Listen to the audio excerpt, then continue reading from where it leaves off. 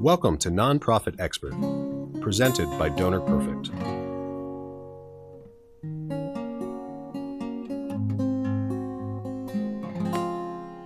Hello, and welcome to Nonprofit Expert, presented by Donor Perfect. My name is Julia Gockenbach, and I'm so excited we have Amy Eisenstein with us today. Amy, thank you so much for being here. Thanks for having me. Amy Eisenstein is the CEO and co-founder of Capital Campaign Pro. Capital Campaign Pro provides a modern approach to campaign consulting and empowers nonprofit staff and volunteers to lead successful campaigns. Amy's published books, including Major Gift Fundraising for Small Shops and 50 Asks in 50 Weeks. She became a certified fundraising executive in 2004 and received the ACFRE in 2013.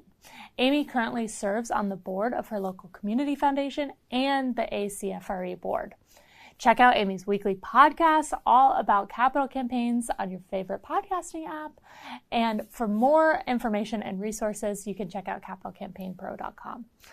Amy, it's so great to have you here. I can't wait to dig into these capital campaigns. I actually have never run a capital campaign, so I'm going to learn a lot from you today, and I'm really looking forward to that. But before we get into all of that, I want to hear a little bit about your path to nonprofits. How have you found yourself in the fundraising world? How are we chatting today? What got you here? Well, thank you so much for having me, Julia. I think, like so many people, I sort of fell into fundraising, but kind of not. I always knew that I wanted to help people. I knew I wanted to be in the nonprofit sector. In college, I did a lot of volunteering, and I actually went to graduate school for a master's in nonprofit administration. So I knew that I wanted to be in fundraising, and I took my first, or nonprofits, I should say. I took my first fundraising job at a domestic violence shelter. And I sort of thought about it like graduate school, sort of something I had to do in order to be effective in nonprofits. And what I found was that fundraising, in my opinion, is what makes the nonprofit world go round. And so I just fell in love with fundraising and this idea that you could find donors who are really passionate about important causes and match them up and really be effective. So I was development director for more than a decade at 3 organizations, really on the ground fundraising. And then I've now been consulting for more than 15 years, and I'm excited to be here. That's great. Well, we can't wait to learn from all of your experience and knowledge. And as you mentioned, you were in fundraising, but now you're really focused on capital campaigns. And so I'd love to dig into what that looks like and what it even means. So why don't we start with the basics? For those who are unfamiliar with a capital campaign, can you explain what it is and why it's so important for nonprofit growth? And I think for me, sometimes I think of capital campaigns and major giving as the same thing. Is it different? How does this all fall into overall fundraising? Yeah, such good questions. Well, the first 10 years of my consulting, I really focused on helping organizations raise major gifts because those are the biggest gifts, right, that an organization gets, usually from an individual or a couple, and often for a specific project or for a specific effort. And I just think that they are so impactful for organizations. Often organizations raise major gifts as part of their annual fund. It's part of their recurring revenue, and it's part of what makes the organization go round. A capital campaign sort of is different because it is a once in a while major fundraising effort for a very specific project or to build the capacity of the organization that catapults the organization to the next level of service. So multi-year, more fundraising than the organization has ever done for a very specific project or program or series of project or programs, often around a building project, but not always. But it's for long-term needs. So it really gets the organization to the next level of operations, of programs, of services. It really gives them a huge boost. The community, the organization, should look different after a campaign than when they started. It's not just day-to-day business as usual, but it's like, okay, what's next? What's the leap in growth? That's what a capital campaign or a capacity campaign or even a comprehensive campaign, that's what they're all about. And it's multi-year. Interesting. That I feel like I already understand it so much better. Thank you for explaining that to me, because it is so easy to think, oh, a capital campaign is full of large gifts a lot of the time. But do you see successes for capital campaigns from all types of givers, or is it mostly major givers? So campaigns begin with the biggest gifts at the top of your gift range chart or your gift pyramid. So capital campaigns should start with lead and major gifts, the biggest gifts to the campaign. In fact, the lead gift is often 25% of the campaign goal. So if someone's doing a campaign for $10 million, the lead gift might very well be $2.5 million. And then you go down from there. So you start in a quiet phase of a capital campaign where you're talking to the major donors, the lead givers, and the major gift donors. And then when you get to 75, 85, or even 90% of your goal, you will go public with your campaign and invite the rest of the community to give. And that's when you see things like crowdsourcing or direct mail and email solicitation, social media, those types of things. And everybody's invited to participate. But the first 85% of your campaign is major gift and individual solicitations. That's so cool. I hadn't even realized that breakdown of percentages. So it's definitely everyone can play, but it comes in phases, which is cool. What are some key indicators that maybe a nonprofit is ready to launch a campaign? How do they prepare for something like that? You know, you don't just wake up one morning and say, okay, maybe we'll launch a capital campaign today. And that's so true. And there are lots of reasons that an organization might start talking about a campaign, but what is really critical is that an organization have very specific objectives and a big vision. Now, often a campaign, an idea for a campaign starts with a strategic planning process, which hopefully organizations go through every couple of years.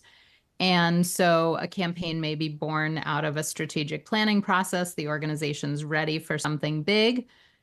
Also, campaigns come because organizations run out of space or have a waiting list. So they may need a bigger building, or they may need to be able to serve more people, or they come up with an innovative program or process where they can serve the community more effectively. So a big idea, a big vision.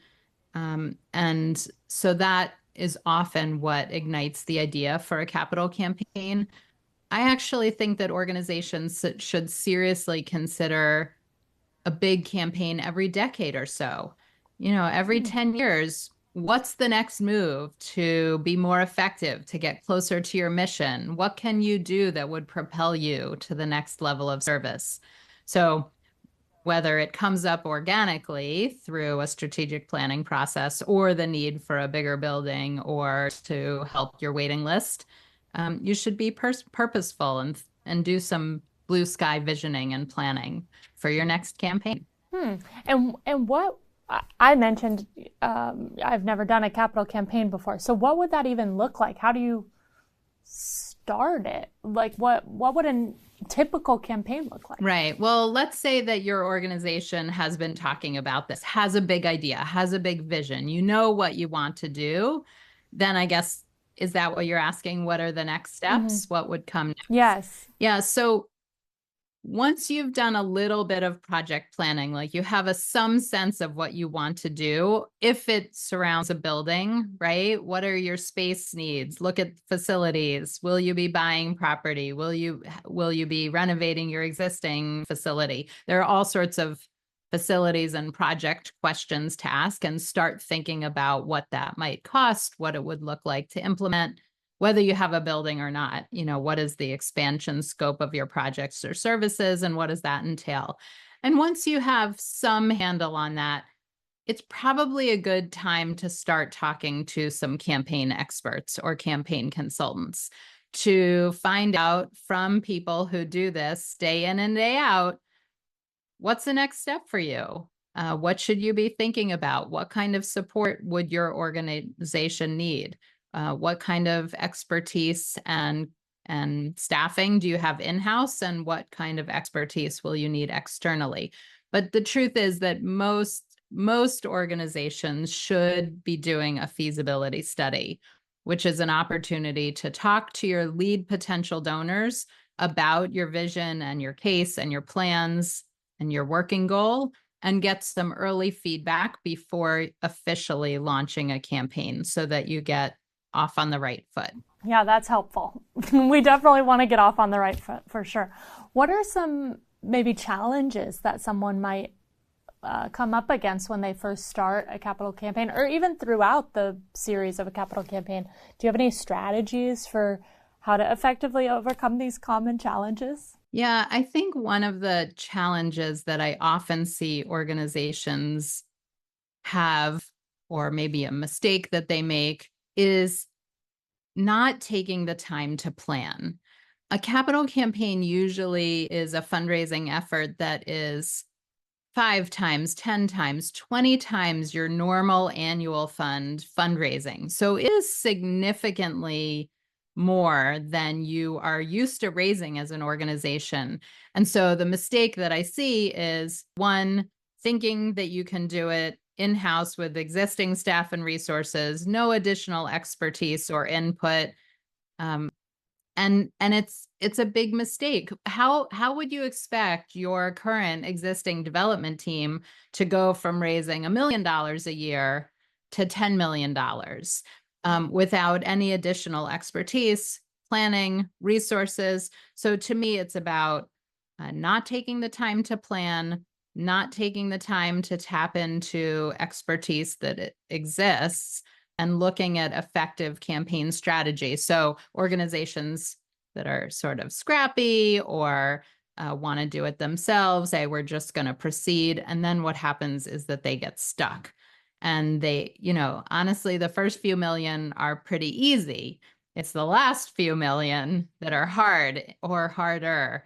And if you haven't planned well, and you may not actually know ultimately what you can raise without proper planning or doing a feasibility study. So you may get to 50% of your goal and either get stuck because you didn't execute well, or you've gotten to the top of your fundraising, but you don't know it.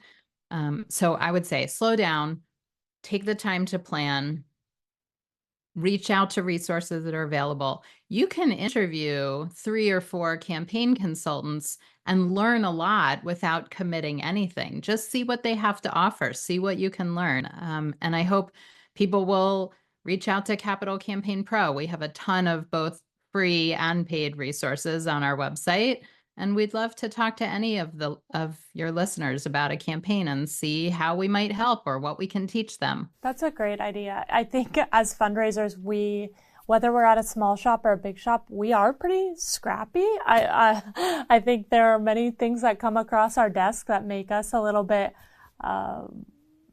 of MacGyvers, I guess you could say. Yes. And so I could see a lot of us saying, okay, we're doing a capital campaign, here we go, and not thinking to pause and consider some unique resources. So that's a great point. You mentioned, I think this is something that I would fear, is you mentioned getting 50% through your capital campaign. What if you got 50% through and just got stuck? What would be a next step, or what happens if you don't hit your goal? How would someone work through that? Well, I would say take preventative measures to ensure that that doesn't happen in the first place. And that would be working with expertise. Capital campaign consultants, good experienced ones, have done this dozens or hundreds of times. And so they can help you plan to make sure that that doesn't happen, and to strategize perhaps when it does. And so starting out correctly is always easier than helping an organization that comes to us halfway through and they're stuck. Then, we can point to lots and lots of things that went wrong potentially along the way. often I'll give you an example. A board member's super excited to start the fundraising and they say, well, forget the plan. Let's just go out and start asking. We need to do this anyways. So it doesn't matter. We don't need to do a feasibility study. I hear this all the time. Forget the feasibility study. We need a new building. Our building's falling, the roof's falling in. We just need to do this. So I'm going to go start asking. And the board member, who's really well-intentioned and very eager, and I love this, they go ask their friend for $10,000. But if they had taken the time to look at campaign strategy, think through their donor base, do some research, they would have realized that that potential donor was a $100,000 donor, not a $10,000 donor. And so if you under ask many of your lead donors, you will never get to your goal. And so board members who don't have experience or expertise will do that.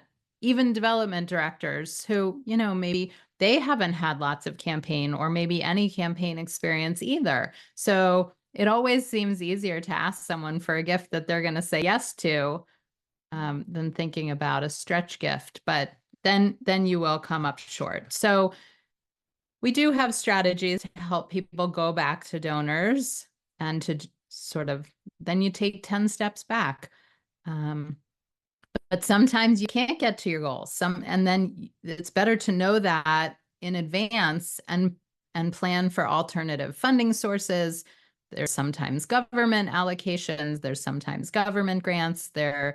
Sometimes organizations need to think about financing for a project, and that's not always a bad idea.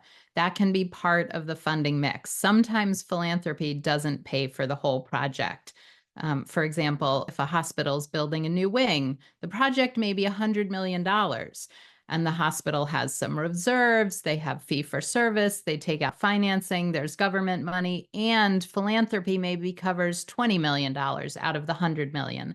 So just because your project costs something, you have to know what role philanthropy is going to play in that project. Now, for some organizations, philanthropy has to cover the whole thing. But moving ahead before you know that doesn't help you plan, right? Sometimes you have to scale the project back. You can't build your dream project. You build the next best project. And you're still doing amazing. You still have an amazing project, even if it's not sort of your top dream project. So planning, preparation, research, strategy, execution will get you an amazing project and help you raise more money than you ever dreamed possible. That's the goal. Mm-hmm. That is so cool. And I love what you said about the different ways to raise money. It's not always philanthropy. It could be grants. It could be other ways. So that's a unique approach and something that I would not have known unless talking to someone who knows a lot about capital campaigns. So I appreciate that advice. What, something else that you mentioned just now about board members. So I want to dig a little bit into board members because I know for me, my board was always interested in getting these big gifts. And so a capital campaign, I think, would have really excited them. What role does the board play in something like this? And do you require funding from the board for a capital campaign? What role do they have in asking, in giving, in promoting all of those ways that they can help further your campaign? Yeah. Board members and the board as a whole have really important roles and responsibilities, as you can imagine. The board as a whole is responsible for voting to approve, to move forward with the campaign, some voting, probably initial funding to hire a consultant and do a feasibility study. And then at the end of the feasibility study, they would vote to approve the recommendations and the campaign plan and move into a campaign. So the board as a whole has some responsibilities. And then, of course, individual board members have roles and responsibilities as well. And we do want every board member making a gift to the campaign that's over and above their regular annual fund gift. Now, at what levels they decide to give, of course, is up to each individual board member, but we do hope it'll be a stretch gift, a significant gift for their own personal budget. And what we've seen recently is that, well, not just recently, we've actually seen recently, because we did a research report and asked hundreds of nonprofits that had recently were in campaigns or finished campaigns, how much their board contributed.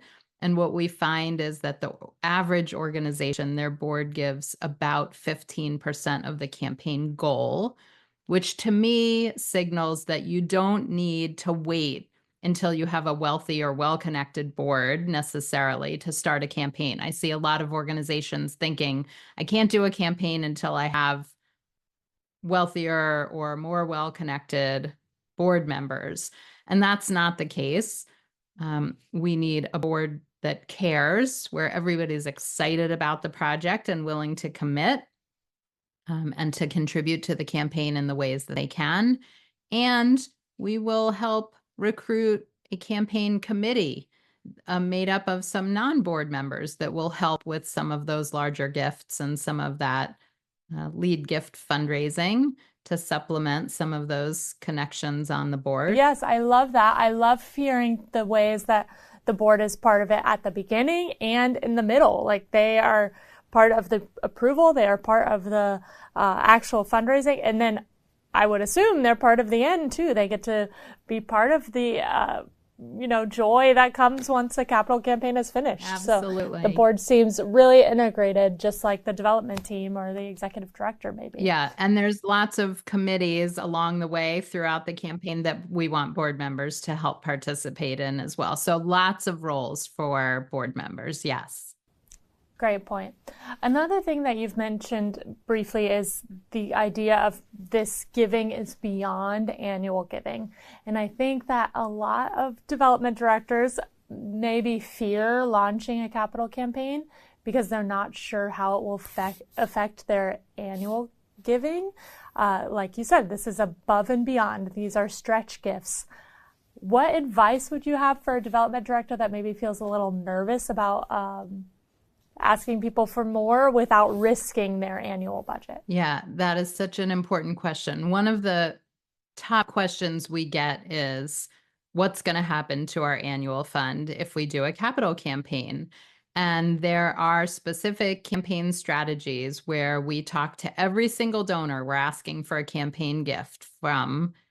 And we're talking about both the annual fund and what it does and the capital campaign, how they're different, how the capital campaign supports the organization in growth, but also the organization needs to maintain their ongoing annual operating services and programs, and how they're different pots and equally important. And so we're asking every single donor for gifts to both, and that's how the annual fund is preserved. And I think I started to allude to a research project we just did. So if your listeners are interested in the results of that research, they can find the report at capitalcampaignpro.com/research. And what it shows is that of the organizations we surveyed, nearly 80% of organizations that were in a campaign or completed a campaign were able to preserve or increase their annual fund during and after a campaign.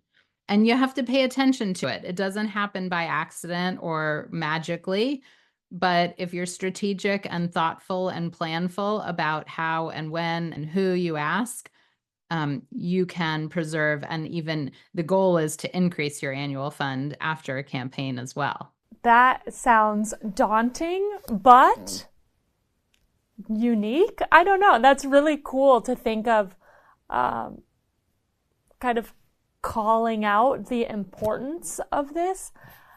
I think when we first started discussing capital campaigns, I thought of it as, okay, let's talk about this capital campaign thing over here, and then we'll talk about this annual fund thing over here. We'll hope that nobody notices that we're talking about them both. But right. You're saying, let's call them out. Let's say, hey, yeah, we're expecting you to still participate in annual giving, but look, there's this other opportunity that we would love for you to participate in as well. So I think keeping them connected and not exclusive is important to break down some barriers for the giver too. I think that's great. Yeah, I mean, I think the vast majority of people who are going to give to your campaigns already give to your annual fund, already support you in some ways. And one way to think about it is annual fund gifts often come from what we think about as checkbook giving or cash flow. It comes, on your credit card. And capital campaign gifts, especially those initial gifts, large gifts, major gifts, they come from a different pool of money. They come from assets. So they're coming from stock, from retirement funds, from real estate, from other assets. And so donors think about those gifts differently, and you should talk to them about them differently as well. That's really interesting. And then how we're talking about these donors kind of pulling from different buckets, giving to different buckets. How do you maybe maintain relationships with these people as they're doing all of these things? It seems like a lot of spinning plates. So not only for you, but for your donor, for your accounting team, all of the things are happening at once. So how do you stay focused on donor engagement and donor retention and caring for these donors and a stewardship plan, things like that? Well, I think that's such an important point and such a good question. It comes down to communication. I think sometimes development directors think, oh, with my biggest donors, if I just leave them alone or pretend they're not there, they'll just keep giving. Maybe, they'll I don't know what, but to me, it's about communicating. It's about communicating impact. It's about communicating challenges. It's about making people partners. It's about letting people know what's going on. And so I think the better and more you can communicate, the more effective your fundraising overall is going to be. And campaigns are an opportunity for organizations to build capacity, not only for their programs and services, but also for their development. And so your development systems and infrastructure and staffing should be bigger and better and stronger at the end of a campaign and after a campaign than when you started. A big fundraising effort like this is an opportunity to staff up, to integrate or implement some new systems and infrastructure for your fundraising. So you may add a administrative support, a database person, a communications person, depending on the size and scope of your campaign and your organization, but you should be better at it at the end than when you started. Yeah. And so the growth of the team, the growth of the funds, the growth of the property, it all just seems like capital campaign equals growth. Yes. It seems, again, kind of daunting, but so exciting to think on the other side of what this could produce. That's exactly right. I have a question about the communication piece. So when say you're looking to build a new building, when you're communicating about that, how do you get people excited about something they can't see? How do you get them excited about a literal non-existent building or a wing of a hospital that currently the hospital doesn't have it and things seem fine? How do you get them excited about something to come like that? Well, I think often things aren't fine, right? There's a lack of services in the community. There's a lack of a cardiac wing or a cancer wing or an after-school program or enough animal shelters or, whatever you're going to build to grow. And so you talk about what the possibilities are, what isn't happening, what needs to happen, what your vision is. And often when there is a building early on, there will be initial blueprints and some early renderings and things like that. And it's not just about the building, though. When there is a building, it's what's going to happen in the building. So telling stories, communicating who it's going to help and what the impact's going to be, what difference, whether it's expanded programs and services or actually a building will make. I mean, most people don't care, hopefully, exactly what the building looks like, but what the building will enable. Great point. And as a former fundraiser, I loved telling impact stories, and it's so exciting to share about when something we were doing was working or helping. And this sounds like an opportunity to really dream about future impact stories. Like right now, we can't do this, but after this campaign, we will be able to. And what a powerful way to get people excited. There's such opportunity. So that's really cool. I love that. It sounds like a fun exercise for a development team to dream up some things that can happen after this campaign. And maybe that's something they can do at the beginning planning stages. You've talked a lot about the importance of planning during a campaign, and maybe a fun exercise during that planning stage is what are some stories that we want to come out of this campaign? That would be so fun. I want to do that. Very cool. Yes. Well, and I want to talk a little bit about the large gift aspect of this. So capital campaigns, like you said, are a lot of large gifts, and asking for large gifts can be quite daunting. And you never know if they're going to say yes or no, or laugh at you, or walk away, or be offended. What are some things that development directors or executive directors or board members can do to feel confident when they're going to ask, and to present an ask in a way that's, I don't know, urgent, expectant, things like that? Yeah. So I think that all of capital campaign strategy is designed around engaging donors. Right from the earliest planning stages, there are strategies to engage some of these key potential lead donors in pre-campaign planning, in feasibility study interviews, in engaging them all along the way. At Capital Campaign Pro, we really focus on who are the biggest potential donors and how can we get their early buy-in into the project and the process so that they are more likely to give when it's time to solicit them. And I think one of the beautiful things to come out of campaigns for development directors who don't have experience asking for 6 and 7 and even 8-figure gifts is that good capital campaign consultants provide a ton of planning, a ton of preparation, a ton of training, role plays, so and help you craft the ask and think through strategies and how it will go and prepare you for those. So you're not just making it up as you go, not hoping, but there's real strategy behind it. And you've taken the time to really engage those donors all along the way so that when the ask finally comes, it's like almost a no-brainer. They know all along. They've seen the gift range chart. They know their role. They're excited about the project. They want to be there.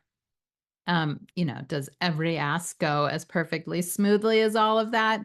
No, but by the time you get to the ask, the donor should not be surprised. They should not fall out of their chair. They should not be offended. And you should have a relationship with them so that you are having a conversation just like we are now. Well, and that's, I think, the most important part of all of fundraising is it can't be transactional. It has to be relational. And I'm sure that that's even more important when you're thinking of capital campaigns because they are such large gifts, and it is going to result in something physical or, large. So being able to build a relationship with people while you're asking is really important. That's a great point. What are some trends that maybe you're seeing when it comes to giving right now, whether specifically toward capital campaigns or major gifts or just in general? What are some trends that you're seeing when it comes to givers? Well, I would say that what I hear most frequently from nonprofits is that they're worried about starting a capital campaign, whether they're worried about the economy or a pandemic or natural disasters or a presidential campaign or a new administration. And what we've seen time and time again over the decades is that donors rise to the occasion. If you have a compelling case for support, and that's key, right? So I'm not talking about you just want to raise more money, or you have an anniversary, a milestone anniversary coming up, or you want to pay off debt. I mean, those aren't compelling. Those aren't exciting. That's not visionary. But if you have a strong case for support for your campaign and a big vision, and you match up with the right donors, they're going to get behind you. They're going to fund it. So to me, I don't know if this is a trend, but campaigns are successful in good and bad economies. When there's a pandemic, when, donors rise to the occasion. And I guess one of the trends and the big changes in the field that I've seen recently is we're doing something we call a guided feasibility study. So in a typical, traditional, sort of old-fashioned feasibility study, a consultant gets hired to interview your donors and often confidentially and anonymously aggregate the data and make recommendations to the board. But in the new model, the way we do it at Capital Campaign Pro, we're training the leaders of the nonprofits to have those strategic conversations with donors prior to their campaign as part of the feasibility study process. So we walk them step by step and coach them every step of the way. And they're in the rooms building the relationships with donors. And this is a huge change in our sector and the field. And for so many reasons is more effective in preparing both staff members, board members, and donors for the ask and for the campaign. And we've just seen the most incredible results doing the feasibility study in a different way, where we're still with the organization every step of the way, helping them design their case and helping them prepare for the interviews, helping them identify who should be interviewed, role-playing with them prior to the interviews and figuring out what data they need to collect and analyzing that data. So there's still a really important role that we play. And the big difference is that the donors and the development directors or the executive directors or even board members are in the room getting to know one another and building relationships prior to that campaign. And it's been totally magical. Yeah, that's really valuable insight and really hopeful. I think that's all good news, and we should feel good about where this is heading, which is really nice. Well, one more question for you. You've had an incredible career and have raised tons of money and helped organizations really make a difference. What are some big lessons that you maybe learned through the way that we could glean from? Yeah, so I think there's so many interesting things happening in fundraising right now. One, of course, is the use of technology and AI. We could do a whole separate podcast and have a whole separate conversation about that. But in terms of donor analytics and research and helping with the writing process, there are AI tools in abundance, I'll just say. And picking and choosing the right ones, is probably the biggest challenge and opportunity for development directors and organizations. But campaigns are implementing aspects of AI. Now, that doesn't take the place of relationships. The human relationship is key here. But in terms of some of the behind the scenes work, I would say that AI is totally invaluable. The other thing that I think has been a real sea change for organizations sort of through the pandemic and even recently in terms of technology is being able to work with consultants and donors and vendors over Zoom. Look at what we're doing right now, right? You don't have to be in the same room necessarily with your consultant or your committee or your donors to communicate and work together effectively and efficiently. And I think that's been really also sort of a game changer for fundraisers. Yeah, very cool. Well, this is so helpful, Amy. I really appreciate you spending time with us and letting us see a little bit behind the curtain when it comes to capital campaigns. And hopefully some of our listeners have been inspired into taking that big step toward a future that isn't built yet, literally. So I appreciate you being here today, and this has been great. So thank you so much. Thanks. Thank you for listening to Nonprofit Expert, presented by Donor Perfect. For more information and a special offer, visit donorperfect.com/podcast.